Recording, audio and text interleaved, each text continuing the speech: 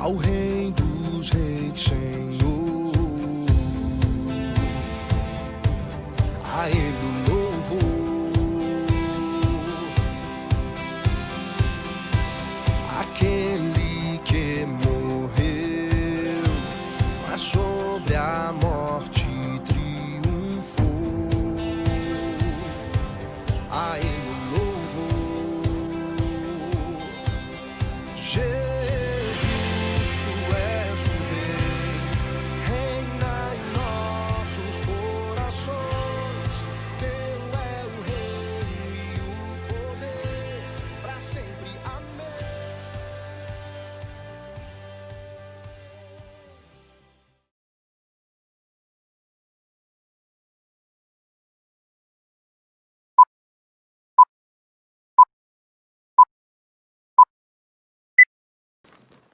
Boa noite, meus irmãos. A paz do Senhor Jesus, espero que todos estejam bem. Nesse culto de adoração, gostaria de estar convidando agora, enquanto nós vamos estar louvando, convidar você a fechar os seus olhos e preparar o seu coração para as palavras que serão ministradas, para que você esteja totalmente aberto, com seu coração aberto, para que o Senhor ele possa mover aquilo que precisa ser movido e, se necessário, fazer como a palavra dele diz, né? Como um vaso de barro pronto a ser quebrado. Amém? E nesse louvor eu gostaria de deixar um questionamento para vocês e que vocês, enquanto estiverem orando, possam estar respondendo. Onde que você tem fundamentado a sua vida? Onde eu, Gabriel, tenho fundamentado a minha vida? Será que nas coisas do mundo? Será que na palavra do Senhor?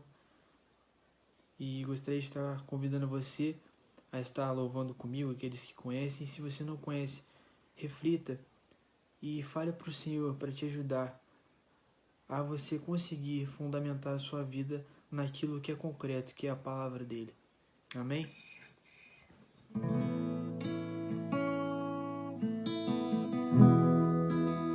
Digno desta canção, só Tu és, Senhor.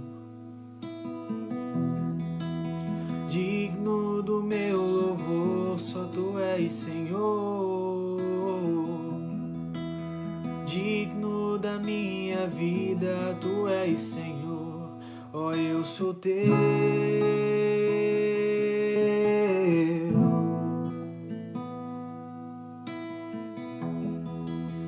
Nome que é sobre todos é o Teu Jesus.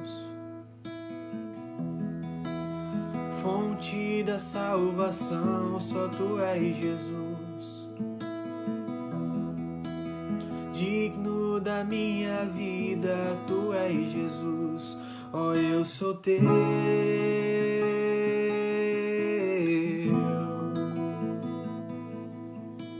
Santo, és incomparável, és inigualável. Abre os meus olhos, Senhor, e mostra quem Tu és e enche o meu coração do amor que faz mudar o mundo.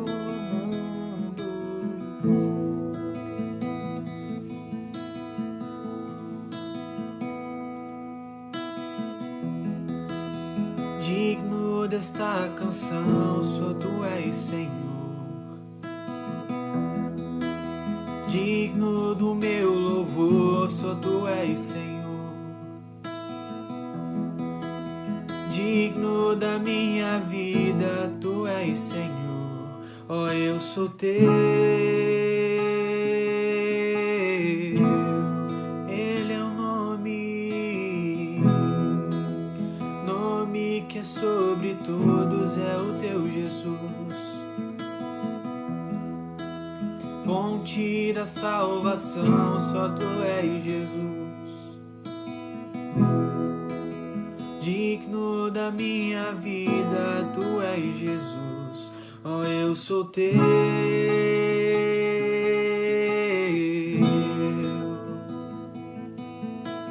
Santo, és incomparável, és és inigualável. Abre os meus olhos, Senhor, e mostra quem tu és e enche o meu coração do amor que faz mudar o mundo.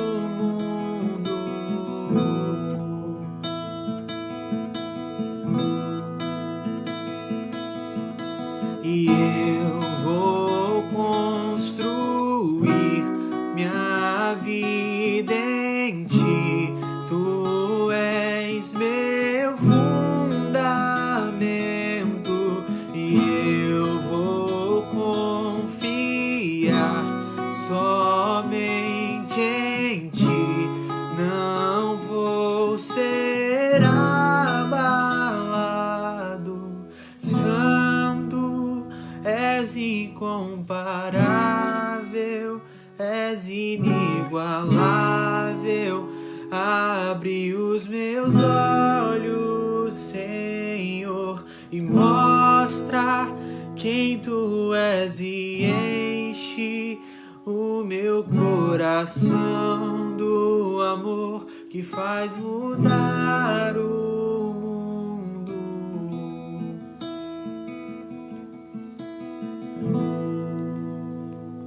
Amém.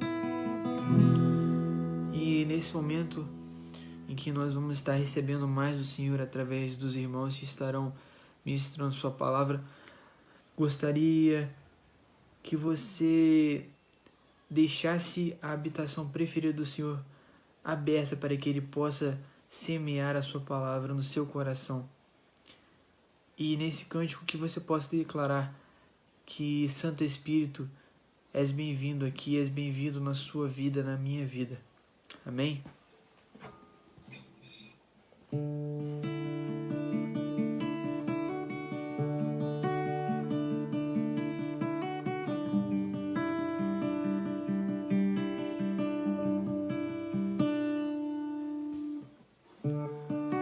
Não há nada igual, não há nada melhor a que se comparar a esperança viva.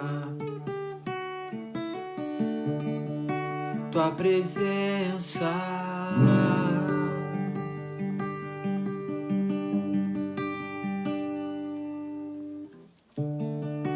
eu provei e vi o mais doce amor que liberta o meu ser e a vergonha desfaz. Tua presença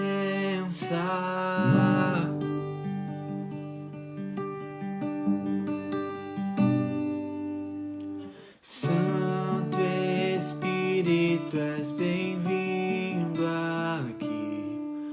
Vem inundar, encher esse lugar.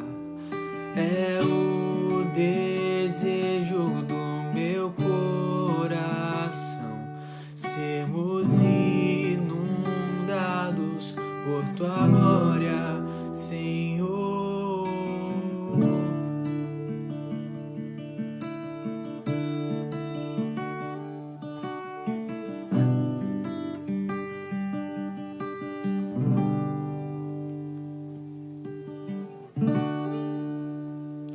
Amém, meus irmãos, que possamos estar sempre sensíveis e atentos ao que o Senhor tem para nós, aos planos do Senhor para as nossas vidas.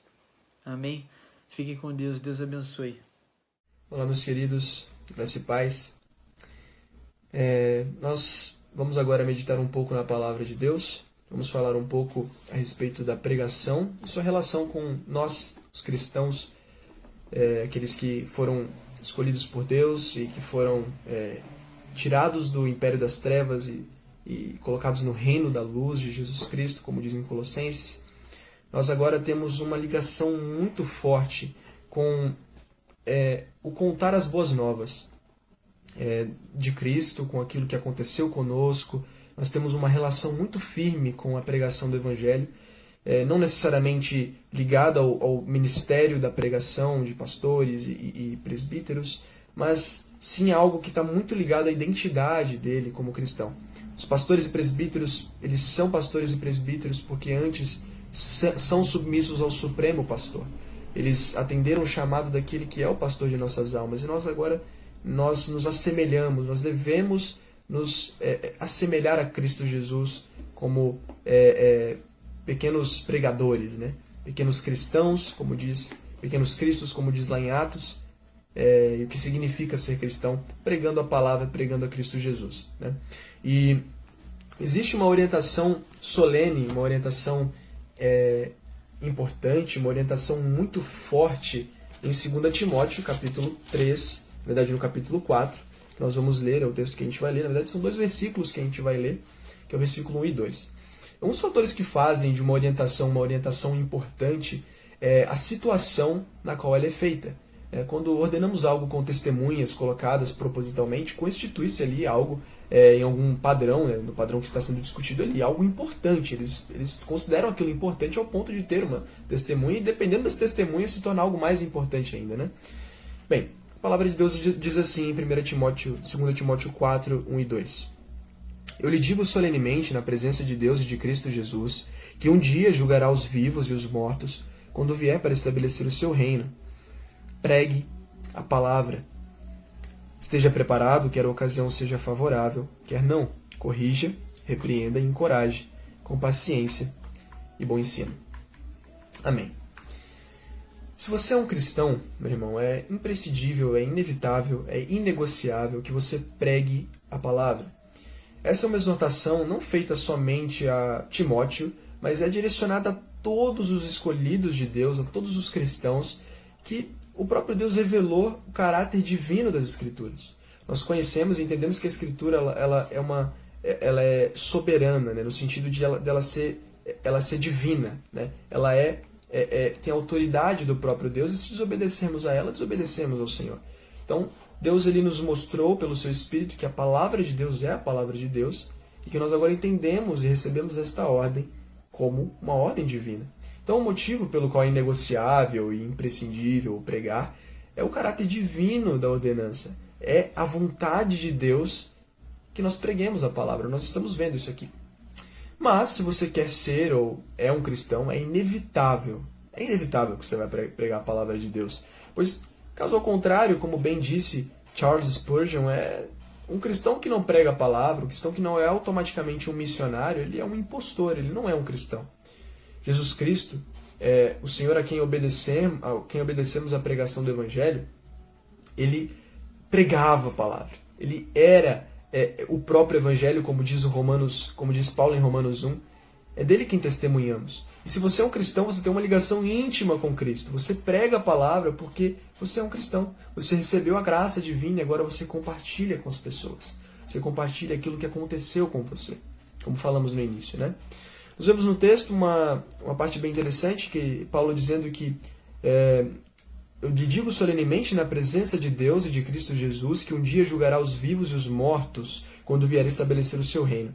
Esse trecho, né, que fala sobre Jesus que virá julgar os vivos e os mortos, é bem interessante que isso aqui mostra não somente que nós pregamos a homens, nós pregamos às pessoas, né, mas também que existe algo ali a respeito do juízo divino que está relacionado à pregação, né? Nós devemos tomar uma posição, nós tomamos uma posição a respeito do Evangelho porque existe um julgamento lá no final. Né? Em alguma instância nós pensamos nisso porque existe uma ira sobre nós se nós não crermos em Cristo. Então, quando nós pregamos o Evangelho, nós falamos a respeito disso. Isso é algo que está implícito, né? Algo que está, não implícito, mas incluído inevitavelmente, irrevogavelmente na mensagem. Né? Nós falamos sobre pregação, nós falamos sobre juízo final, nós falamos sobre o pecado, nós falamos sobre as coisas que estão ali como conteúdo da mensagem que pregamos, né? Que é o juízo de Deus que está por vir e a redenção de Deus para os homens em Cristo Jesus, que é a forma como Deus salva os homens desse juízo, né? Então, nós vemos isto como é o próprio objetivo da pregação também, como Paulo diz lá em Colossenses 1:28, que é repreender, que é apresentar todo o homem perfeito a Cristo Jesus, né? Então, nós vemos aqui nesse primeiro ponto, de uma forma assim mais superficial aqui, nesse sentido, de que é uma ordem divina. Você deve pregar o Evangelho. Se você é um cristão, você deve pregar o Evangelho.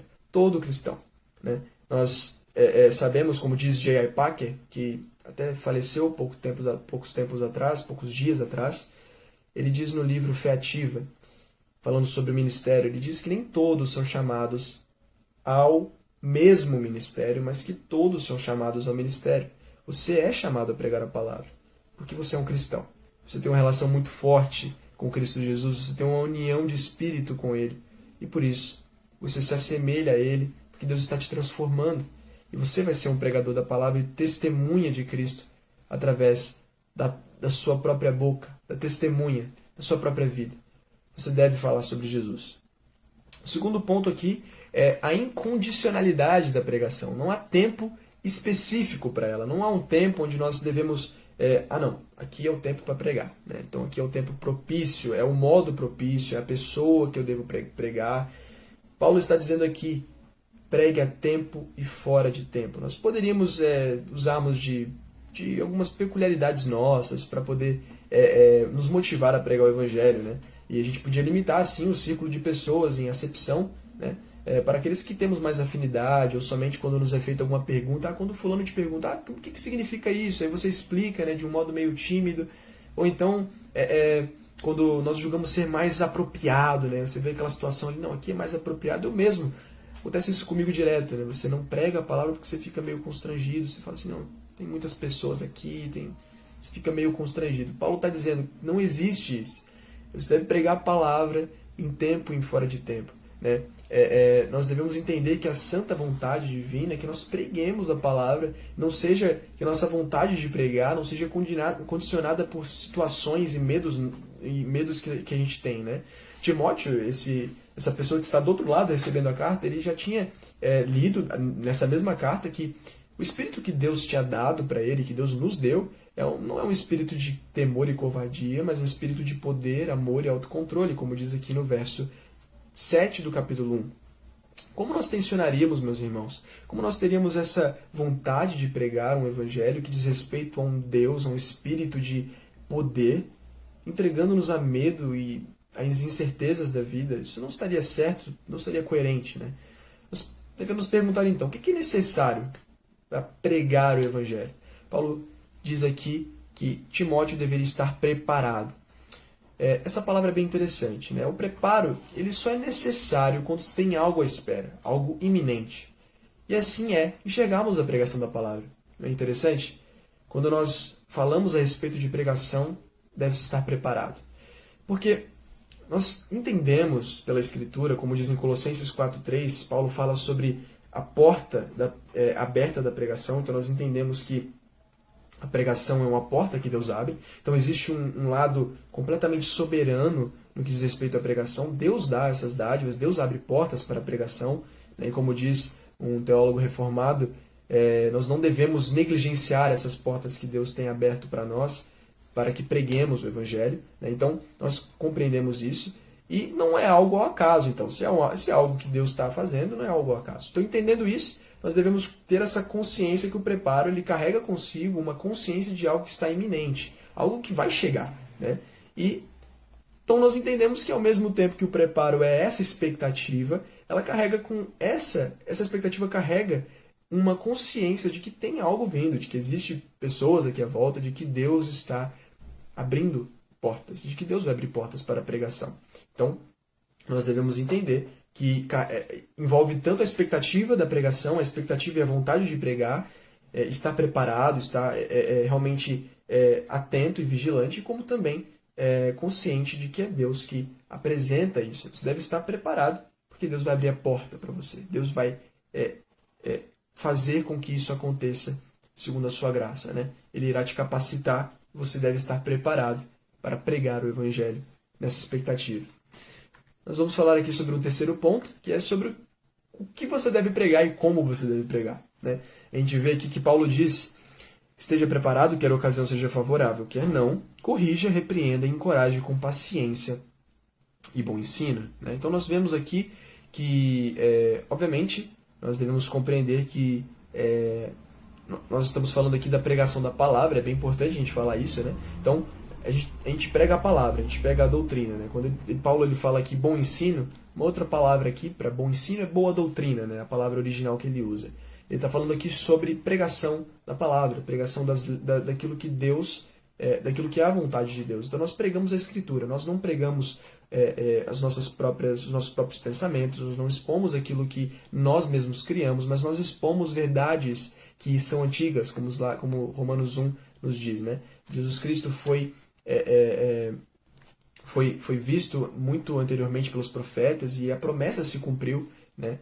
E nós vemos que isso é o que pregamos, né? Que Jesus Cristo ele é o plano divino, é o plano do Senhor para salvar os pecadores. É isso que pregamos, né?